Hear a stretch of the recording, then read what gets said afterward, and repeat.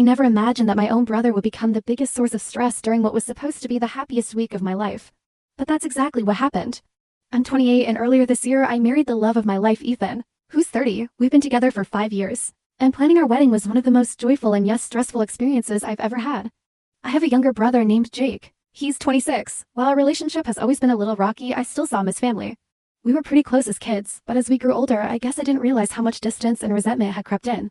It all started subtly. When I got engaged, Jake barely reacted. No congratulations, no hug, just a shrug and a cold, cool I guess. I let it slide. Not everyone shows emotions the same way, right? But the months leading up to the wedding made it clear something deeper was wrong. Jake skipped every single pre-wedding event. The engagement party, the family dinner, the bachelorette weekend, he bailed on all of it. Every time there was some excuse. Work's too busy, I'm not feeling great, or I don't like big crowds. I wanted to be understanding.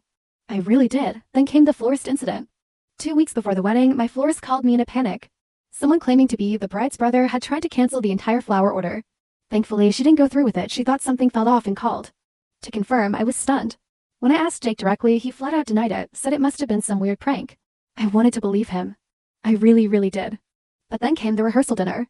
To my surprise, Jake actually showed up. But instead of supporting me, he pulled Ethan aside, my fiancé, and tried to talk him out of marrying me. He said I was manipulative, controlling, and not ready for marriage. Can you imagine? Luckily, Ethan told me everything right away. I was crushed and angry. I asked Jake to leave and told him he was no longer welcome at the wedding. The wedding went ahead. And it was beautiful. But after the honeymoon, I knew I had to have one last conversation with Jake. I needed answers. And that's when the truth came out. Jake confessed he'd been carrying a lot of resentment for years. He said I always seemed to have it all, that our parents favored me, that I always got what I wanted, and that watching me get married felt like watching his own failure. Like he was falling behind while I moved forward. He wasn't proud of what he'd done, but he said he just felt forgotten. I was shocked. I had no idea he felt that way. We talked for a long time, and for the first time in years, it felt real. I told him I never meant to make him feel small. That I didn't want to lose my brother to resentment. Yes, what he did was hurtful, but I was willing to try and rebuild our relationship if he was. It's been a few months now. We're not fully healed, but we're working on it. Jake started therapy, and we've been meeting up every few weeks for coffee and conversation. It's slow, but it's progress.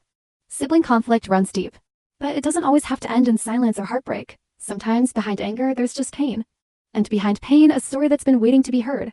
Consider subscribing for more real-life stories like these. Feel free to like and comment. And I'll see you in the next one.